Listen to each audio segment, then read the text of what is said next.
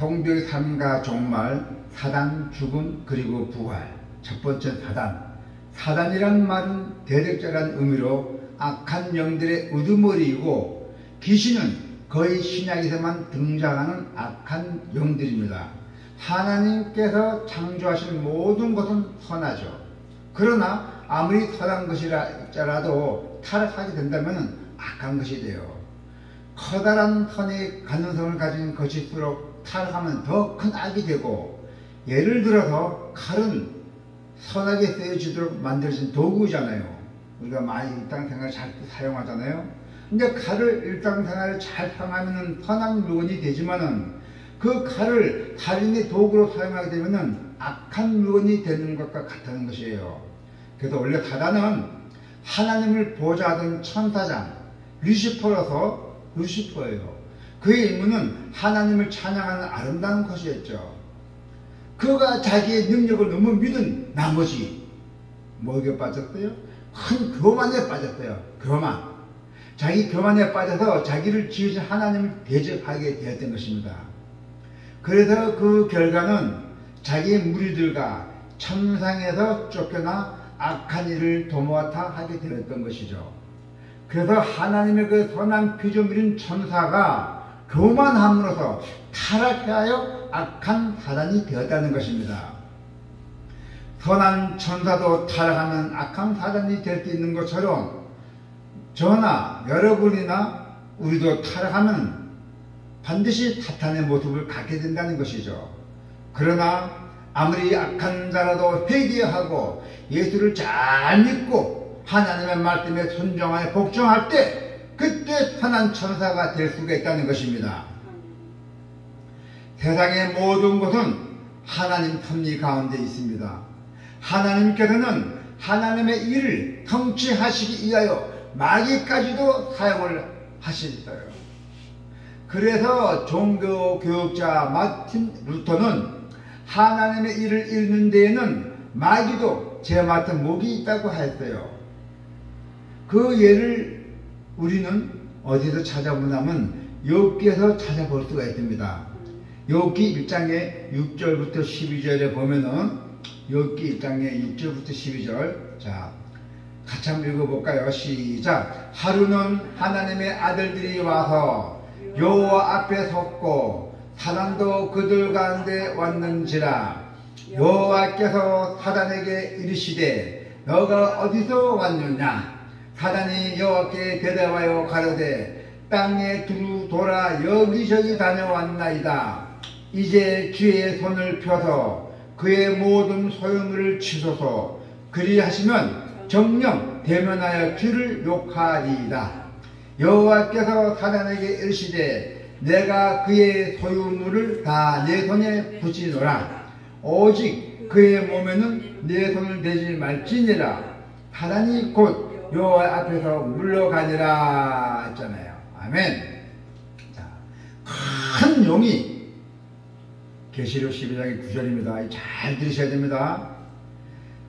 성경책에 보면은 계시록의 12장의 9절에 보면 뭐가 나와 있냐면요, 큰 용이 내어 쫓기니 옛 뱀 곧 마귀라고도 하고 사단이라고도 하는 온 천하를 깨는 자라. 땅으로 내어 쫓기니 그의 사자들도 저와 함께 내어 쫓기니라 했고요. 또 뭡니까? 이것이 이상한 일이 아니라 사단도 자기를 강명의 천사로 가장하나니 했잖아요. 그때 너희가 그 가운데 행하여 이 세상 풍속을 쫓고 공중의 권세 잡은 자를 따랐으니 곧 지금 불순종의 아들들 가운데서 역사하는 영이라 했었어요. 에베소서 2장 2절이죠. 자, 사단과 귀신이 하는 일이 있어요. 첫째로 사람의 죄를 하나님께 참소합니다. 사단은 우리의 잘못을 쫓아내고 이를 하나님께 일러 바치는 역할을 하는 것이죠. 사단은 성도와 하나님 사이를 이간질하기 위하여 이리저리 다니면서 그 성도의 약점을 찾아서 시험하는 일을 한다는 것입니다. 세가랴 3장의 1절이죠. 대제사장 여호와수아는 여호와의 사자 앞에 섰고 사단은 그의 우편에 서서 그를 대적하는 것을 여호와께서 내게 보시니라 했어요. 두 번째는 이 세상을 지배합니다. 사단은 이 세상의 통치자요. 예. 공중 권세 잡은 자라 했고, 또 그들은 그 권세를 가지고 사람들을 조정하며 자기 욕심을 따라 행하게 만들며 번뇌하고 올무에 빠져들게 만들어 결국 멸망으로 인도하는 일을 한다는 것이죠. 요일에 요한 1서에 보면은, 요한 1서의 3장의 8절에 보면은 예수님은 사단의 모든 사역을 막기 위하여 세상에 오셨습니다. 세 번째는 믿음에서 떠나게 하는 일을 한다는 것이죠. 우리가 믿음에서 떠나게 하는 일을 하는 거예요. 사단들이. 사단이나 마귀는 본래적으로 거짓말쟁이에요. 또 속이는 사람을 속이는 자입니다.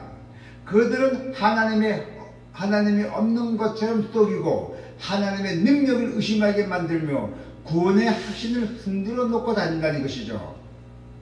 그리하여 믿음에서 떠나게 만들며 올바른 신앙 안에 굳게 서 있는 성도들조차도 삼키기 위하여 우는 사자처럼 두루두루 찾아다닌다는 것입니다. 그러나 성령이 밝히 말씀하시기를 후일에 어떤 사람들이 믿음에서 떠나 미혹해 하는 영과 귀신의 가르침을 따르라 하셨더니, 자, 네 번째는 성도를 시험해요. 여러분을 시험한다는 것이죠.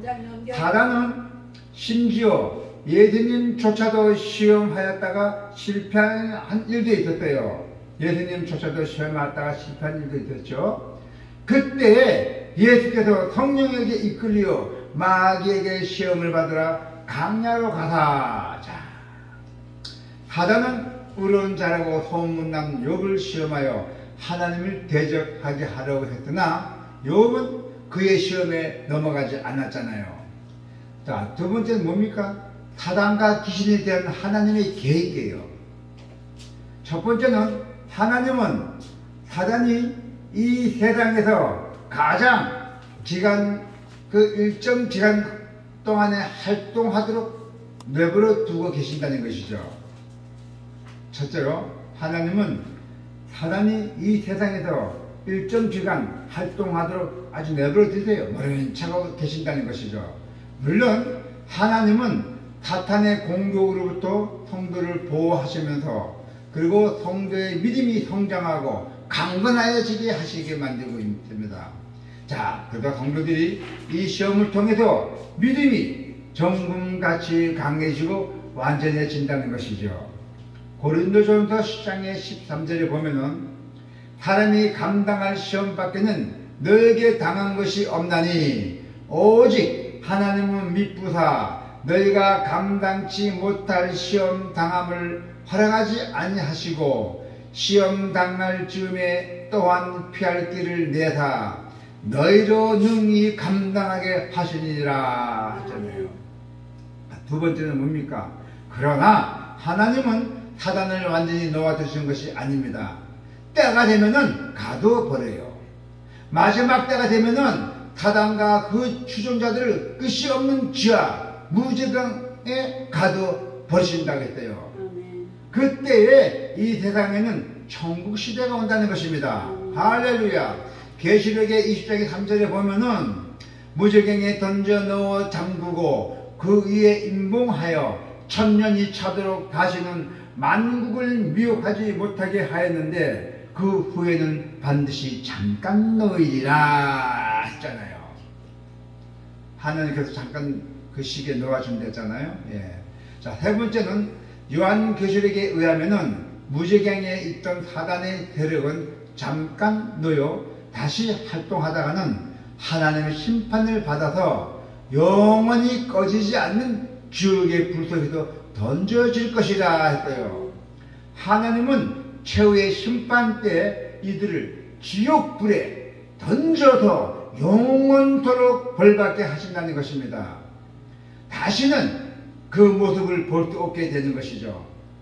또 계시록의 20장의 10절에 보면은 또 그들을 미혹하는 마귀가 불과 유황못에 던지시니 거기는 그 짐승과 거짓 선지자도 있어 대대토록 밤낮 겨름을 받으리라 하잖아요. 이제는 계시록 20장 10절에 하나님의 말씀이 나옵니다. 미혹하는 마귀들 불에 던진 데 있죠. 지옥에 던진 데 있고, 또 거기에 또 누가 있대요? 짐승과 거짓 선지자, 이단들, 그것도 이 완전히 사이비들, 사이비 목사들, 이단 목사들, 뭐 그런 사람들 모두 세대토록 밤낮 겨루고 받으려서요. 같이 다 지옥으로 보낸댔어요. 자, 악한 영들에게 승리하기 위한 방법이 있어요.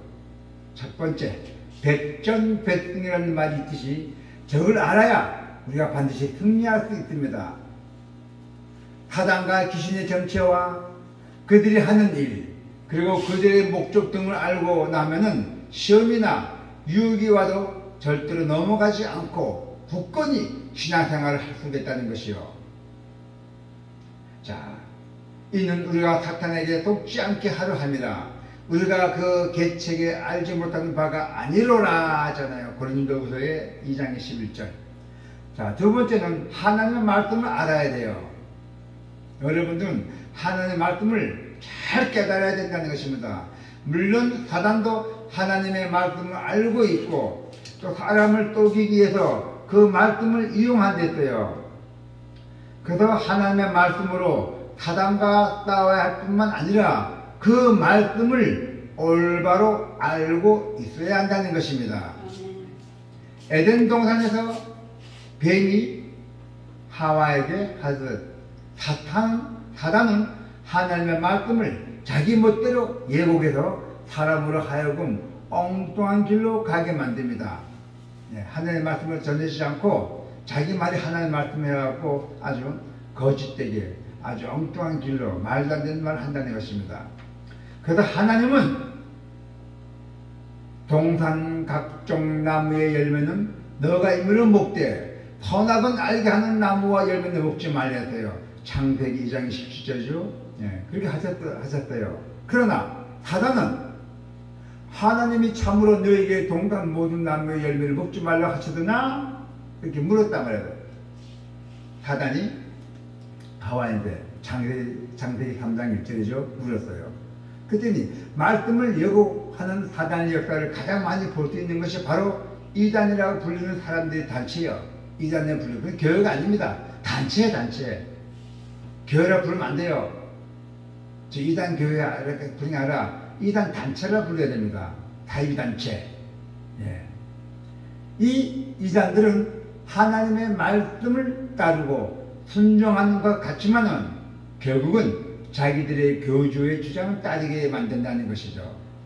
자, 에베소서 6장의 10절부터 11절에 보면은 끝으로 너희가 주 안에서와 그 힘의 능력으로 강건하여지고 마귀의 관계를 능히 대적하기 위하여 하나님의 전실 갑주를 입으라. 아멘. 자, 여러분, 이젠 죽음이요. 누구나 한 번은 죽습니다. 죽음에는 영적인 죽음과 육체적인 죽음이 있습니다. 그리고 또 부활이란 썩지 않는 신령한 몸으로 변화가 되어서 영원히 하나님의 나라에서 사는 것을 말합니다. 먼저 영적 죽음이란 사람이 하나님과 단절되는 것을 의미합니다. 사람의 육신이 살아서 모든 활동을 하고 있어도 그 영혼이 창조주 하나님을 알지 못하고 믿지 못한다면은 그 사람은 영적으로 죽은 사람입니다. 육체적 죽음이란 육체가 영혼과 분리되는 것입니다. 육신이 죽었다고 해서 사람이 모든 것이 끝나는 것이 아니라 오로지 몸과 결합이 되어 있던 그 영혼이 그 몸으로부터 분리되는 것을 의미합니다. 죽음의 육체 영혼이요. 그래서 한 번 이 땅에 태어난 것은 반드시 한 번은 죽어야 함을 의미합니다. 구약 성경에 보면은 죽음을 맛보지 않고는 직접 하나님으로 간 사람들이 있어야 돼요. 죽음을 맛보지 않고 직접 하나님에게로 가는 사람들이 있다고 했습니다. 바로 누구죠? 에녹과 엘리야입니다. 이 에녹과 엘리야는 죽음을 맛보지 않고 직접 하나님께로 간 사람들이에요. 그러나 이들 외에는 어느 누구도 죽음을 피할 수 없습니다. 자, 창세기 3장 19절에 보면은 너가 흙으로 돌아갈 때까지 어그레의 땀을 흘려야 먹을 것을 먹으리니 너가 그것을 취함을 입었음이라. 너는 흙이니 흙으로 돌아갈 것이니라 하시니라. 아멘. 네. 영적으로든 육체적으로든 죽음이란 죄의 결과로 오게 되죠. 죄란 창조주 하나님을 불신하고 그 명령을 저버리는 것이에요. 불신이 죄를 낳고 죄는 죽음을 가져온다는 것입니다. 로마서 5장 12절에 보면은 그러므로 한 사람으로 말미암아 죄가 세상에 들어오고 죄로 말미암아 사망이 들어왔나니 이와 같이 모든 사람이 죄를 지었으므로 사망이 모든 사람에게 이르렀니라. 아멘. 고린도전서 15장 14절에 보면은 그리스도께서 만일 다시 살아나지 못하셨으면 우리가 전파하는 것도 헛것이요 또 너희 믿음도 헛것이라 했대요. 예수님께서 부활하지 않았다면 우리가 전파하는 것이나 또 믿는 것도 헛것이라는 얘기예요. 부활하셨잖아요. 그러니까 믿음이 헛것이 아닙니다. 부활. 자, 인간은 자신의 죽음을 극복할 수는 없습니다. 예, 인간은 죄로 인해 하나님의 저주를 받았기 때문이죠. 그런데 예수 그리스도는 죽음을 극복하고 부활을 하셔서 부활하는 자들의 첫 열매가 되셨어요. 이때 예수님의 몸은 예수께서 다시 살리신 야이로의 딸, 그죠? 야이로의 딸이나 아니면 나인성과 가부의 아들 나사로처럼 다시 또 육체적 죽음을 맞이해야 하는 것과는 완전히 다른 것입니다. 예수님의 부활의 몸은 살과 피로 이루어진 것이 아니고 영적인 몸으로 이루어진 것입니다. 예수 그리스도의 죽으심과 부활을 믿는 성도들은 예수님과 마찬가지로 마지막 날에 부활하게 된다는 것이죠. 할렐루야. 다시 한번 예수 그리스도의 죽으심과 부활을 믿는 성도들 예수님과 마찬가지로 마지막 날에 부활하게 된다는 것입니다. 그런 까닭에 성경은 믿는 자의 죽음을 잠자는 것이라고 말씀하고 있어요. 우리 성경에 보면은 믿는 자의 죽음은 잠자는 것이라고 말씀하셨어요. 부활 때문에. 그래서 우리가 죽음에서 승리하신 예수님을 믿을 때 죽음이 극복이 된다는 것입니다. 자, 요한복음 6장 40절에 보니까 내 아버지의 뜻은 아들을 보고 믿는 자마다 영생을 얻는 것이 이것이니 마지막 날에 내가 이를 다시 살리리라 하시니라. 아멘. 제자들은 부활하신 주님을 믿지 않았습니다. 그러나 그들이 부활하신 예수님을 직접 만나고 확인하고 나서 그때 완전히 변화가 되어서 담대히 예수의 복음을 전하다가 다 순교했죠. 나는 죽음으로 나는 예수님 믿겠다 해서 믿고 복음도 전하다가 순교했습니다. 확실히 믿었잖아요. 예수님 부활을. 죽어가면서까지도 기뻐했던 것이에요. 이 제자들이 얼마나 영광의 길입니까? 예 기뻐했을 거예요. 죽어가면서까지. 죽어가면서 슬퍼했는데 예 기뻐했을까요? 부활하신 주님을 만났고 부활에 대한 확실한 믿음이 있었기 때문이죠. 또한 500명의 형제들이 증언이 있잖아요. 예수님은 승천하시기 전에 500여 명의 형제들에게 나타내 보셨어요. 고린도전서 15장의 4절 8절이죠. 장사 지낸 바 되었다가 성경대로 사흘 만에 다시 살아나서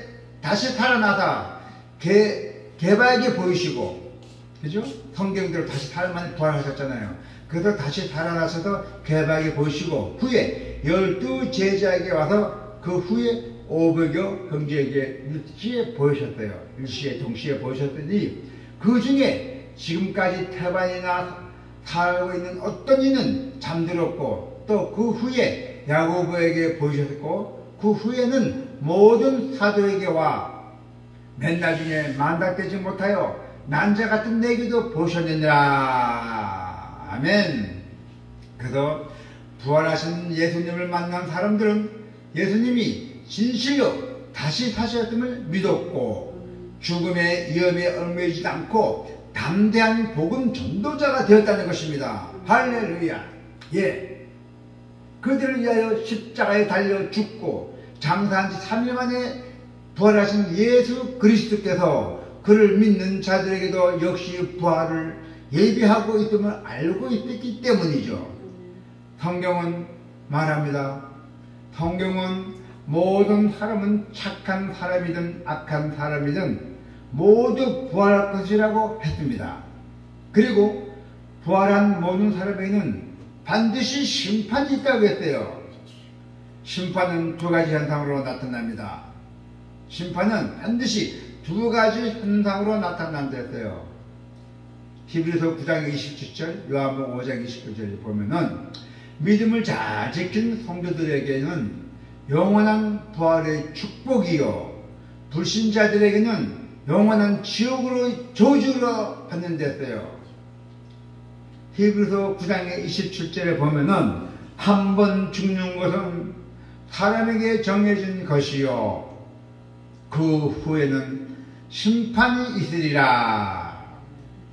요한복음 5장 29절에 보면은 선한 일을 행한 자는 생명의 부활로 악한 일을 생명의 부활로 가고 악한 일을 행하는 자는 심판의 부활로 나오리라 했잖아요. 죄인의 죽음은 영원한 저주를 뜻하는 것이고 그래서 죄를 해결하지 못하고 죽은 자에게 죽음을 두려움의 대상이 된다는 것입니다. 그러나 성도의 삶은 영원한 삶을 뜻하는 것이죠. 성도에게 죽음을 결코 두려운 것이 아닙니다. 그리스도 안에서 죽음은 귀중한 것이요 복된 것이요 또 뜻하는 것입니다. 예, 무엇 때문에? 영생으로 가는 길이기 때문입니다. 할렐루야. 하나님 나라로 가는 것이요 의의 멸류관이 예비되었기 때문이죠. 요한복음 11장의 25절 26절에 보면은 죽음으로서 죽는 것이 아니라 영원히 살게 때문이고 예수께서 가르사대 나는 부활이요 생명이니 나를 믿는 자는 죽어도 살겠고 무릇 살아서 나를 믿는 자는 영원히 죽지 아니하리니 이것을 너가 믿느냐. 요한복음 11장 25절부터 26절입니다. 자, 이제 마지막으로 종말과 그리스도의 재림에 대하여 봅시다. 자, 종말론. 이 종말론 때문에 많이 이 세상이 어지럽고 세상이 이슈가 됐잖아요. 이단 세력 때문에, 이단 단체들 때문에. 자, 이 종말론은 이 개념이잖아요. 이게 뭡니까? 마지막 뜻을 뜻하는 것이잖아요. 그죠? 예. 자, 이 종말론은 곧 마지막 것입니다. 혹은 마지막 일에 대한 이론을 뜻하는 것이고, 그런데 마지막 일은 인간의 것을 뜻할 수가 있고, 또 세계의 마지막을 뜻할 수도 있습니다. 거기에서 따라서 보면은 종말론은 개인의 마지막 곧 죽음의 문제를 다루는 개인적 종말론과 그리고 세계 아니면은 우주의 마지막 문제를 다루는 우주적 종말론으로 나누어 볼 수가 있습니다. 자, 오늘날 종말론은 우리 기독교 신학에서는 물론 사회 전반에 걸쳐서 매우 관심 있는 문제로 부상하고 있죠. 이 종말이라는 것이 사회에 큰 물이 일으켰잖아요. 네. 자, 오늘 우리의 생명을 위협하고 있는 그 생태계의 오염과 그 다음에 핵무기로 인한 그 지구 전체의 총체적 파멸의 위험, 그리고 인류 역사에 있어서 그 유해를 다시 찾아볼 수 없는 과학기술로 급속한 발전과 또 이로 말미암아 인류의 미래의 불확실성, 그리고 또 이 시대적 상황 속에서 많은 사람들이 세계의 종말에 대해서 아주 관심 갖게 되었습니다. 사회의 물을 일으키는 시한부 종말론은 기독교 역사상 언제나 등장했어요. 항상. 자, 그래서 주 2세기에 일어난 그 모타니즘을 추종하는 단체는 천년 왕국이 소아시아, 프리지아의 표부차에 되어질 것으로 믿으면서 엄격한 금육 생활과 철저한 순교 정신을 강조했던 것입니다. 그러나 그들의 종말 예언은 빗나가고 말았대요. 하나님 그 사람들은 정신 나간 사람들이에요. 그리고 또 16세기 노스트라무스는 1999년 일곱째 달에 세계 종말이 올 것이라고 예언했어요. 19세기의 윌리엄 밀러는 1843년에 3월 21일과 1844년 3월 21일 사이에 예수가 재림해서 세상을 불러 씻어버릴 것이라고 예언했습니다. 그러나 어떻게 되었어요? 이들의 예언들은 모두 거짓임이 드러나고 말았잖아요. 예수께서는 그때와 그 시는 자신도 모르고 오로지 성부 하나님만이 아신다 하였어요. 그런데 이런 이 후르크 같은 거짓 사람들이 그렇게 아주 세상 순대로 나왔어요. 세상이 어지러울수록 종말이 가까울수록 또 신실한 성도를 미혹하는 무리가 반드시 나타납니다. 그들은 종말의 때를 예언하며 수많은 성도들을 미혹해서 여러분들 많이 미혹합니다. 이 사회와 교회와 커다란 혼란을 이야기해요. 그러나 성경은 우리가 종말의 때를 알 수 없다고 분명하게 가르칩니다. 성경은 이 사람들은 성경에 도둑같이 왔니 믿지 마서 있다니 또 오면 천둥이 북이 든 것 같이 성경에 이렇게 나와 있어요. 그렇지만은 시기는 안 알려줍니다. 형제들아 때와 시기에 관하여 너에게 뜰 것이 없으면 주의 날이 반에 도적같이 이를 줄을 너희 자신이 자세히 알기 때문이라. 그들이 평안하다 안전하다 할 그때에 임신한 여자에게는 해산 고통이 이름과 같이 멸망이 갑자기 그들에게 이르니 결단코 피하지 못하리라 했대요. 탈전의 5장 1절부터 3절에. 네. 자, 우리 그리스도의 재림만 볼까요? 재림이 징조. 예수님의 재림으로 인간의 역사는 그 종국에 달하게 되고 하나님의 심판대 앞에서 서게 되죠. 그리고 종말에 대한 성서의 예언이 이루어진다는 것입니다. 예수님은 자신의 재림에 대하여 말씀하셨어요. 마태복음 24장 30절, 요한복음의 14장 3절에 보면은 승천하실 때 어떻게 했어요? 천사도 예고하였다고 했잖아요. 승천하실 때, 예수님이 승천하실 때 천사도 예고하였고 또 사도들도 이에 대해서 여러 번 강조하였습니다. 예. 자, 그러나 그 시기는 아무도 알지 못했어요. 다만 몇 가지 중간 징조로 짐작할 뿐입니다. 절대로 종말에 쏘아서는 안 됩니다. 자, 복음의 세계적 전파가 있어요.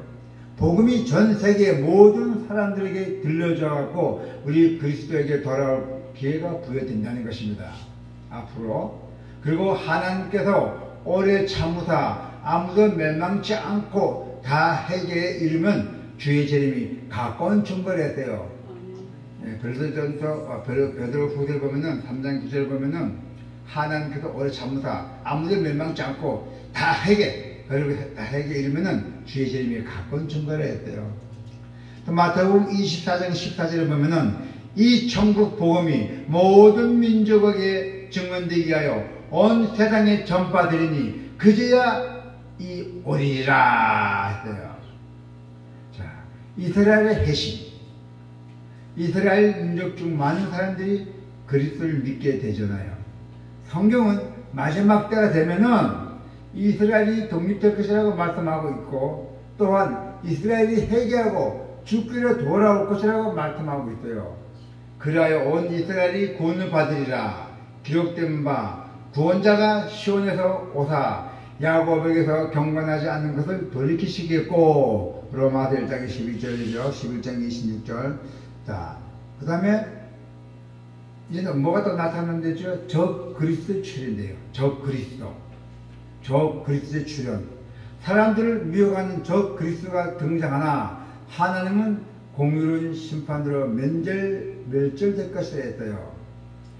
마가복음 13장의 8절을 보면은 민족이 민족을 나라가 나라를 대적하여 일어나겠고 곳곳에서 지진이 있으며 기근이 있으니 이는 전년의 시작이니라 하잖아요. 민족이 민족 나라가 나를 대적한댔잖아요. 지금 전쟁이 나잖아요. 뭐 지금 중동 전쟁이 막 일어나고 있죠. 지금 네 그렇게 되어 있습니다. 네. 그다음에 대환란이 나왔어요. 거짓 선지자 마태복음에 24장에 나와 있고, 그다음에 거짓 그리스도, 거짓 선지자가 있고 거짓 그리스도가 있어요. 예. 마태복음 24장에 5장에 있고 또 23절까지 등장하였어요. 거기에 보면은 많은 사람으로 하여금 변적게 만들고, 그리고 성도들이 전쟁과 기근과 지진으로 인하여 큰 고통을 당할 것이라고 말씀하고 있습니다. 마태복음 24장의 7절부터 9절 12절이죠. 자, 예수님이 재림하실 때 어떤 일이 일어날까요? 과연 다시 오시는 그리스도는 공중에서 재림하십니다. 공중에서 예수께서 하늘로 승천하고 있는 모습을 바라보고 있는 제자들에게 주의 사자는, 자, 사도행전의 1장의 11절에 보면 너희 가운데서 하늘로 올려주신 이 예수는 하늘로 가심을 본 그대로 오시리라 하잖아요. 하늘이 승천하실 때 어떻게 승천해서 하늘 올라졌잖아요. 그대로 본 그대로 오신다 했어요. 사도행전 1장 11절에 예수 자신도 자신의 재림이 되어 그때에 사람들이 인자가 구름을 타고 능력과 큰 영광을 오는 것을 보리라 했대요. 누가복음의 21장 27절이고 그렇게 예언하고 있습니다. 그때 사람들이 인자가 구름 타고 온댔대요. 그 능력과 큰 영광으로 다 본다 했어요. 그날에 전 인류가 예수님의 재림을 볼 수 있다고 하였습니다. 그날에 동이나 서쪽, 남이나 북에 사는 모든 사람들이 공중에서 임하시는 예수를 볼 수 있다는 것입니다. 전 세계 사람 다 볼 수 있다는 것이에요. 어디 한 군데 떨어져 나타나면 못 보잖아요. 근데 지금 이 사람들은 뭐라 했어요? 예수님이 왔다고 그러잖아요. 말이 안 되네. 자, 이제 계시록 1장의 7절에 보니까 볼지어다 그가 구름을 타고 오시리라. 각 사람의 눈이 그를 보겠고 그를 찌른 자들도 볼 것이요 땅에 있는 모든 족속이 그로 말미암아 애곡하리니 그러하리라. 아멘. 계시록 1장 7절이잖아요. 예수께서 재림하실 때는 죽었던 성도들이 부활뿐만 아니라 살아있는 성도의 육체도 변화를 받는다 했잖아요. 그리고 부활한 성도는 공중으로 올라가게 되고 지상에는 무서운 대환란이 임한댔어요. 사전의 4장 16절 보니 주께서 호령과 천사장의 소리와 하나님의 나팔 치니 하늘로부터 강림하시니 그리스도 안에서 죽은 자들이 먼저 일어나고. 고린도전서 15장 51절에 보면은 보라 내가 너에게 비밀을 말하노니 우리가 다 잠잘 것이 아니라 마지막 나팔에 순식간에 혼련이 다 변화되리니 그 후에 우리 살아남은 자들도 그들과 함께 구름 속으로 끌어올려 공중에서 주를 영접하게 하시리니 그리하여 우리가 항상 주와 함께 있으리라. 아멘. 사전의 4장의 17절입니다. 베드로 후서의 3장 10절에 보면은 베드로 후서 보면은 그러나 주의 날이 도둑같이 오리니 그 날에는 하늘이 큰 소리로 떠나가고 물질이 뜨거운 불에 풀어지고 땅과 그 중에 있는 모든 일이 드러나리라 했어요. 자, 이제 그렇게 되면은 우리 성도 자세, 우리 자세는 어떻게 해야 돼요? 세계 파국의 종말과 예수의 재림은 언제 있을지 아무도 알지 못한다고 했어요. 그러므로 깨어 근신하는 삶을 살아야 한다고 합니다. 우리는 깨어 근신하는 삶을 살아야 돼요. 성도는 믿음의 인내를 가지고 그리스도의 재림을 준비하기 위해 예배와 기도의 영적 생활에 힘써야 돼요. 여러분들은 믿음의 인내를 가지고 그리스도의 재림을 준비해야 돼요. 우리가요. 그래서 어떻게 돼요? 우리 주민 예배와 기도, 영적 상황이 힘써야 된다는 것입니다.